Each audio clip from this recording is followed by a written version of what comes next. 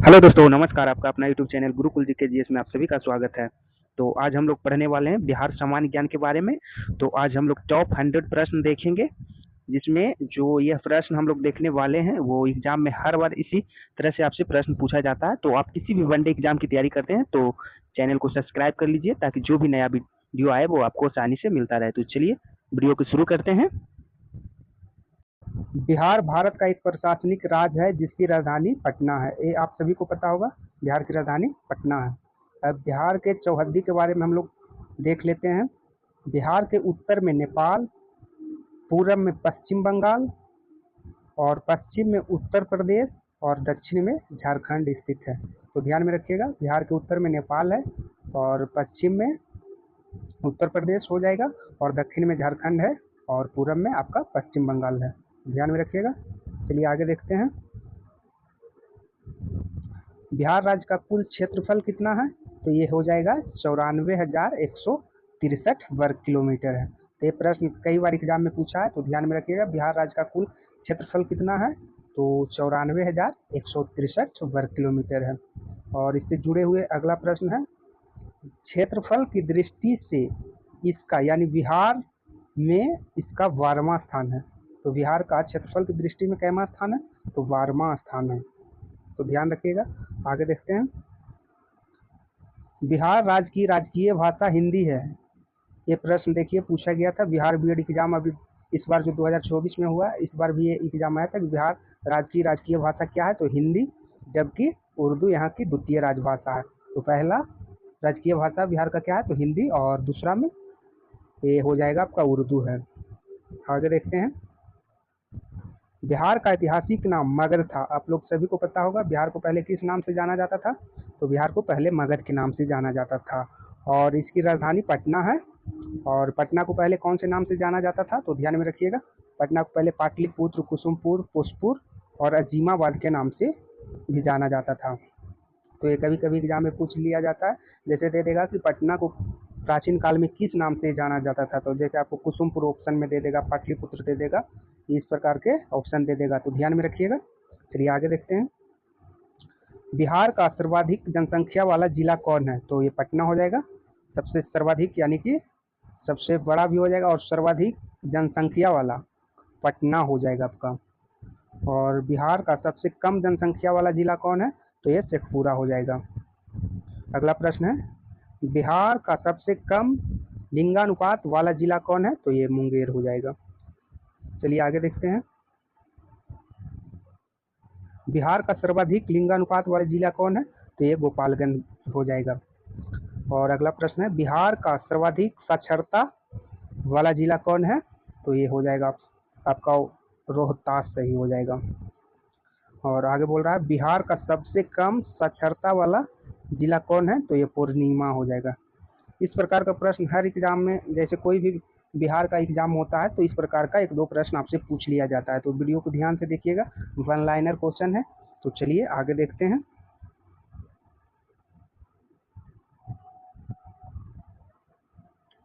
बिहार का सबसे कम वर्षा वाला जिला कौन है? तो ये हो जाएगा आपका औरंगाबाद। औरंगाबाद में सबसे कम बारिश होता है। और बिहार का सबसे बड़ा नगर कौन है? तो ये देखिए पटना। बिहार का सबसे बड़ा नगर पटना हो जाएगा। मूल रूप से बिहार शब्द का अर्थ क्या होता है? तो इसका क्या हो जाएगा? बौद्ध मठ। बिहार का बिहार शब्द का मूल अर्थ क्या होता है? इसका बौद्ध मठ होता है। तो ध्यान में रखिएगा। और आगे देखते हैं। 1857 की क्रांति के बिहार के नेता कौन थे? तो ये बाबू वीर कुंवर सिंह थे। ये आप सभी को पता होगा और ये अधिकतर बार एग्जाम में आपसे पूछ लिया जाता है। हर बार आपसे ये प्रश्न आपसे पूछा ही जाता है अधिकतर एग्जाम में। चलिए आगे देखते हैं। बिहार के किस स्थान पर भारतीय राष्ट्रीय कांग्रेस का 1922 का अधिवेशन संपन्न हुआ था? तो ये गया हो जाएगा। जो इंडियन नेशनल कांग्रेस का 1922 का अधिवेशन था वो गया में हुआ था। आगे देखते हैं। पटना को प्रांतीय राजधानी किसने बनाया? तो ये हो जाएगा शेरशाह सूरी ने। तो ये ध्यान में रखिएगा, ये इम्पोर्टेंट प्रश्न है, इसको एग्जाम में पूछ लिया जाता है। तो क्या हो जाएगा? पटना को प्रांतीय राजधानी किसने बनाया? तो शेरशाह सूरी ने। चलिए आगे देखते हैं। पाटलिपुत्र को किस शासक ने सबसे पहले राजधानी बनाया था? तो हो जाएगा चंद्रगुप्त मौर्य ने। चंद्रगुप्त मौर्य के गुरु कौन थे? तो ये चाणक्य हो जाएंगे। आप सभी को पता होगा चाणक्य का एक और नाम था, उनका क्या और एक नाम था? कौटिल्य। चाणक्य को कौटिल्य के नाम से भी जाना जाता है। आगे देखते हैं, किस देश की सीमा बिहार से जुड़ती है? तो ये नेपाल हो जाएगा, क्या कि आपका चौहद्दी में ही बिहार के उत्तर में क्या आता है? नेपाल आता है। तो आपसे कभी कभी ये पूछ लिया जाता है कि अगर किस देश की सीमा, यहाँ राज्य नहीं है तो ये प्रश्न इम्पोर्टेंट हो जाता है, किस देश की सीमा बिहार से जुड़ती है? तो ये नेपाल हो जाएगा। चलिए आगे देखते हैं, बिहार के किस जिले में सर्वाधिक केले का उत्पादन होता है? तो ये हो जाएगा हाजीपुर में। हाजीपुर में सबसे ज़्यादा केले का उत्पादन होता है। अगला प्रश्न है, ककोलत जलप्रपात बिहार के किस जिले में स्थित है? तो ये हो जाएगा नवादा में। ककोलत जलप्रपात कहाँ है? तो नवादा में। चलिए आगे देखते हैं, किस मुगल शासक का राज्याभिषेक पटना में हुआ था? तो ये हो जाएगा फर्रुखसियर को। और अगला प्रश्न है, बिहार को अपने राज्य में मिलाने वाला पहला मुगल शासक कौन था? यानी कि जो मिलाया था बिहार को अपने राज्य में मिलाने वाला मुगल शासक कौन था? तो ये अकबर था। चलिए आगे देखते हैं, किस मुगल सूबेदार ने बिहार के रोहतास को अपनी राजधानी बनाया? तो ये हो जाएगा राजा मानसिंह। चलिए अगला प्रश्न देखते हैं, बिहार में नुहानी राज का संस्थापक कौन था? तब इसका सही हो जाएगा मोहम्मद शाह नुहानी। बिहार में नुहानी राज का संस्थापक कौन था? तो ये मोहम्मद शाह नुहानी था। चलिए आगे देखते हैं, तुगलक काल में बिहार की राजधानी कहाँ थी? तो ये हो जाएगा बिहार शरीफ। तुगलक काल में बिहार की राजधानी कहाँ थी? तो बिहार शरीफ में। अगला प्रश्न है, नालंदा विश्वविद्यालय के संस्थापक कौन था? तो इसका सही हो जाएगा कुमारगुप्त। चलिए आगे देखते हैं, बोध गया के महाबोधि मंदिर का निर्माण किस काल में हुआ था? तो ये हो जाएगा गुप्त काल में। बोध गया के महाबोधि मंदिर का निर्माण गुप्त काल में हुआ था, तो ध्यान में रखिएगा। चलिए अगला प्रश्न देखते हैं, शुंग राजवंश की संस्थापक कौन था? तो ये पुष्यमित्र शुंग हो जाएगा। अगला प्रश्न है, सम्राट अशोक की राजधानी कहाँ थी? तो ये हो जाएगा पाटलिपुत्र में। नेक्स्ट क्वेश्चन है, गौतम बुद्ध को ज्ञान प्राप्त कहाँ हुआ था? तो ये हो जाएगा बोध गया में। महात्मा बुद्ध को ज्ञान की प्राप्ति कहाँ हुई थी? तो बोध गया में। चलिए आगे देखते हैं, गौतम बुद्ध को किस नदी के किनारे ज्ञान की प्राप्ति हुई थी? तो ये हो जाएगा निरंजना नदी। ये भी प्रश्न कई बार एग्जाम में पूछा गया है, तो ध्यान में रखिएगा। गौतम बुद्ध को किस नदी के किनारे ज्ञान की प्राप्ति हुई थी? तो ये निरंजना नदी हो जाएगा। चलिए आगे देखते हैं, प्रसिद्ध बौद्ध सारिपुत्र का जन्म कहाँ हुआ था? तो ये हो जाएगा नालंदा में। चलिए आगे देखते हैं, प्रथम बौद्ध संगीति का आयोजन कहाँ हुआ था? तो ये राजगीर में। राजगीर को प्राचीन काल में राजगृह के नाम से भी जाना जाता था। चलिए आगे अब देखते हैं प्रश्न। आपसे इस प्रकार के भी प्रश्न एग्जाम में पूछे जाते हैं, तो ये सबको भी ध्यान में रखिएगा। जैसे आपसे पूछेगा बिहार में टोटल कितने प्रमंडल हैं? तो ये 9 हो जाएगा। और अगला है, बिहार में टोटल कितने जिला है? तो ये 38 हो जाएगा। और बिहार में टोटल कितने अनुमंडल हैं? तो ये बिहार में टोटल 101 अनुमंडल हैं। और बिहार में टोटल कितने प्रखंड हैं?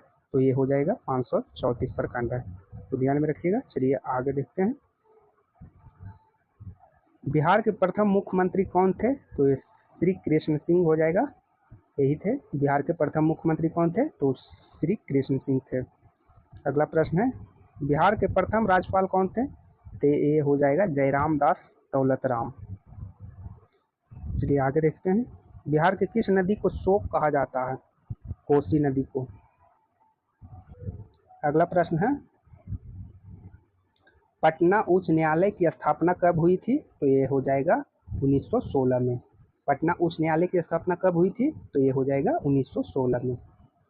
चलिए आगे देखते हैं, अब थोड़ा देख लेते हैं बिहार राज्य के प्रतीक चिन्ह, यानी क्या क्या है जो, तब इसका हो जाएगा राजकीय पशु। आपसे पूछेगा कि बिहार राज्य का राजकीय पशु क्या है, तो ये हो जाएगा बैल। आगे देखते हैं, बिहार राज्य की राजकीय पक्षी क्या है, तो ये गौरैया हो जाएगा। और अगर आपसे पूछे कि राजकीय पुष्प कौन सा है, तो गेंदा फूल हो जाएगा। और यहाँ की राजकीय वृक्ष क्या है, तो पीपल है। और बिहार का राजकीय चिन्ह क्या है, तो ये बोधि वृक्ष हो जाएगा। चलिए आगे देखते हैं, राजकीय मछली क्या है, तो ये मांगुर हो जाएगा। और बिहार का राजकीय महापर्व क्या हो जाएगा, तो ये छठ पूजा हो जाएगा। यानी बिहार राज्य का महापर्व क्या है, तो छठ पूजा हो जाएगा, ध्यान में रखिएगा। चलिए आगे देखते हैं, यहाँ की सर्वोच्च शिखर क्या है, तो ये हो जाएगा सोमेश्वर, जिसकी हाइट 1874 मीटर है। चलिए आगे देखते हैं, राज्य का, ये राज्य होगा, राज्य लिखा हुआ, ये राज्य होगा। राज्य का राजनीतिक परिचय थोड़ा देख लेते हैं। तो इसमें आपसे पूछेगा कि बिहार राज्य में टोटल कितने लोकसभा सीट हैं, तो ये हो जाएगा 40। और अगला है, बिहार राज्य में टोटल कितने राज्यसभा सीट हैं, तो ये हो जाएगा 16। और बिहार राज्य में टोटल कितने विधानसभा सीट हैं, तो ये हो जाएगा 243। और अगला है, बिहार राज्य में टोटल कितने विधान परिषद सीट है, तो ये 75। तो ये फैक्ट है, थोड़ा उसको ध्यान में रखिएगा। चलिए आगे देखते हैं, थोड़ा बिहार का इतिहास के बारे में कुछ प्रश्न है, उसको हम लोग देखते हैं। जैसे कि आपसे पूछेगा कि पाटलिपुत्र की स्थापना किसने किया था, तो ये हो जाएगा उदयन ने। और अगला प्रश्न है, द्वितीय बौद्ध संगीति का आयोजन कालाशोक के शासन में किया गया था। तो आपसे पूछेगा कि द्वितीय बौद्ध संगीति का आयोजन किसके शासनकाल में हुआ था, तो ये हो जाएगा कालाशोक के शासन में। अगला प्रश्न है, मौर्य काल में सर्वाधिक प्रसिद्ध शिक्षा केंद्र तक्षशिला था। तो आपसे पूछेगा कि मौर्य काल में सर्वाधिक प्रसिद्ध शिक्षा केंद्र कहाँ था, तो ये हो जाएगा तक्षशिला में। चलिए आगे देखते हैं, बिहार सोशलिस्ट पार्टी की स्थापना जयप्रकाश नारायण ने 1934 में की थी। तो इस प्रकार का भी प्रश्न ऑप्शन में देके पूछ लिया जाता है, तो ध्यान में रखिएगा। चलिए आगे देखते हैं, अशोक के शासनकाल में तृतीय बौद्ध संगीति का आयोजन किया गया था। तो आपसे पूछेगा कि अशोक के शासनकाल में कौन सा बौद्ध संगीति का आयोजन हुआ था, तो ये तृतीय हो जाएगा। और ये कहाँ हुआ था, तो ये पाटलिपुत्र में हुआ था, तो ध्यान में रखिएगा। चलिए आगे देखते हैं, अगला प्रश्न है, मेगास्थनीज का, आपसे बोल रहा है मेगास्थनीज का 315 ईस्वी पूर्व में, यानी कि 315 ईसा पूर्व में पाटलिपुत्र में आगमन हुआ था। और अगला है, मेगास्थनीज को सेल्यूकस ने चंद्रगुप्त मौर्य के दरबार में भेजा था। तो आपसे पूछेगा जो मेगास्थनीज था वो किसके दरबार में आया था, तो ये चंद्रगुप्त मौर्य हो जाएगा। और मेगास्थनीज किसका दूत था, तो ये हो जाएगा सेल्यूकस का। चलिए आगे देखते हैं, मगध की आरंभिक राजधानी कहाँ थी, तो ये राजगीर, यानी कि पहले इसको राजगृह बोला जाता था, तो ध्यान में रखिएगा। चलिए आगे देखते हैं, मगध साम्राज्य में कलिंग का सर्वप्रथम विलय महापद्म नंद ने किया था, तो ध्यान में रखिएगा। चलिए आगे हम लोग देखते हैं, सासाराम को शेरशाह का प्रशासनिक प्रयोगशाला कहा जाता है। तो सासाराम को शेरशाह का क्या कहा जाता है, तो प्रशासनिक प्रयोगशाला हो जाएगा। चलिए आगे देखते हैं, गवर्नर जनरल लॉर्ड कॉर्नवालिस के समय में बिहार में गोलघर का निर्माण हुआ था। तो आपसे पूछेगा कि गोलघर का निर्माण कब हुआ था, तो ये या किसके शासनकाल में हुआ था, तो ये हो जाएगा लॉर्ड कॉर्नवालिस के शासनकाल में। चलिए आगे देखते हैं, अगला प्रश्न है, 1917 में चंपारण में गांधी जी का बिहार में पहली बार आगमन हुआ था। यानी चंपारण सत्याग्रह 1917 में जो हुआ था, वो गांधी जी का शुरुआत यहीं से हुआ था, चंपारण से, तो ध्यान में रखिएगा। चलिए आगे देखते हैं, 1912 में बिहार एक अलग प्रांत बना। तो आपसे प्रश्न किस प्रकार पूछेगा, तो ये बोलेगा कि बिहार बंगाल से कब अलग हुआ था, तो ये हो जाएगा आपका 1912, तो ध्यान में रखिएगा। चलिए अगला प्रश्न देखते हैं, 1936 में बिहार व उड़ीसा का विभाजन हुआ था, और बंगाल से 1912 में इसका विभाजन हुआ, यानी कि बिहार 1912 में बंगाल से अलग हुआ और 1936 में बिहार से उड़ीसा का विभाजन हुआ, तो ये ध्यान में रखिएगा। चलिए अगला प्रश्न देखते हैं। पीर अली ने पटना में 1857 की क्रांति का नेतृत्व किया था। तो आपसे पूछेगा कि 1857 की क्रांति का नेतृत्व पटना में किसने किया था, तो ये हो जाएगा पीर अली ने। चलिए अगला प्रश्न है। 1908 में मुजफ्फरपुर बम कांड में किंग्सफोर्ड के हत्या का प्रयास किया गया था। तो किंग्सफोर्ड की हत्या का प्रयास कब किया गया था, तो 1908 में, और कहाँ। चलिए अगला प्रश्न देखते हैं। मुजफ्फरपुर बम कांड के अभियुक्त में खुद्दीराम बोस को फांसी की सजा दी गई थी। तो मुजफ्फरपुर बम कांड के अभियुक्त में किन्हें फांसी की सजा दी गई थी, तो ये हो जाएगा खुद्दीराम बोस, तो ध्यान में रखिएगा। चलिए आगे देखते हैं। स्वामी सहजानंद सरस्वती बिहार में किसान सभा के संस्थापक थे। तो आपसे प्रश्न पूछेगा कि बिहार में किसान सभा के संस्थापक कौन थे, तो ये हो जाएगा स्वामी सहजानंद सरस्वती, या आपसे ऐसे भी पूछ सकता है कि स्वामी सहजानंद सरस्वती बिहार में किसके संस्थापक थे, तो ये किसान सभा के, तो ध्यान में रखिएगा। चलिए आगे देखते हैं। भारत छोड़ो आंदोलन के क्रम में पटना गोलीकांड 11 अगस्त 1947 में हुआ। तो तब आपसे पूछेगा भारत छोड़ो आंदोलन के क्रम में पटना गोलीकांड कब हुआ था, तो आपको हो जाएगा 11 अगस्त 1942 को। चलिए आगे देखते हैं। भगवान बुद्ध को ज्ञान प्राप्ति बोध गया में हुई थी, ये रिपीटेड क्वेश्चन है, तो चलिए आगे देखते हैं। मध्यकाल में पटना का नव निर्माता किसे कहा जाता है, तो ये हो जाएगा शेरशाह को। चलिए आगे देखते हैं। सासाराम शेरशाह के मकबरे के लिए प्रसिद्ध है। तो आप सभी को पता होगा कि सासाराम में किसका मकबरा है, तो शेरशाह सूरी का, तो ध्यान में रखिएगा। अगला प्रश्न है। विक्रमशिला विश्वविद्यालय के अवशेष भागलपुर के पास है, यानी कि आपसे पूछेगा कि विक्रमशिला विश्वविद्यालय का अवशेष कहाँ मिलता है, तो ये हो जाएगा भागलपुर। चलिए आगे देखते हैं। अगला प्रश्न है। बिहार में लगनी राग किस अवसर पे गाया जाता है, तो ये हो जाएगा विवाह के अवसर पर। तो इस प्रकार के प्रश्न ध्यान में रखिएगा, क्योंकि इस प्रकार का प्रश्न बार बार एग्जाम में पूछता है। तो चलिए अगला प्रश्न देखते हैं। प्रख्यात कवि विद्यापति कहाँ के निवासी थे, तो ये हो जाएगा मिथिला के। अगला प्रश्न है। बिहार में किस स्थान पर महावीर स्वामी का जन्म हुआ था, तो ये हो जाएगा वैशाली में। चलिए आगे देखते हैं। दिल्ली की राजगद्दी पर बैठने वाला पहला बिहारी कौन था, तो ये हो जाएगा शेरशाह सूरी। अगला प्रश्न है। मगध राज का प्रारंभ किसने किया था, तो ये हो जाएगा बृहद्रथ ने। चलिए आगे देखते हैं। नालंदा विश्वविद्यालय की स्थापना किस काल में हुई थी, तो ये हो जाएगा गुप्त काल में। तो आपसे प्रश्न पूछेगा नालंदा विश्वविद्यालय की स्थापना किस काल में हुई थी, तो ये गुप्त काल हो जाएगा। ये आगे देखते हैं। बिहार की यात्रा करने वाला प्रथम यात्री कौन था, तो ये हो जाएगा मेगास्थनीज। ये भी प्रश्न बहुत बार एग्जाम में पूछा है, तो ध्यान रखिएगा, क्योंकि रिपीटेड क्वेश्चन आपसे प्रश्न बार बार वनडे एग्जाम में आपसे रिपीटेड क्वेश्चन भी आ जाता है, तो ध्यान में रखिएगा। बिहार की यात्रा करने वाला प्रथम यात्री कौन था, तो ये हो जाएगा मेगास्थनीज। अगला प्रश्न है। बिहार के प्रथम महाकवि कौन थे, तो ये हो जाएगा विद्यापति। चलिए आगे देखते हैं। बिहार की पहली मैथिली फिल्म कौन थी, तो ये हो जाएगा कन्यादान। चलिए आगे देखते हैं।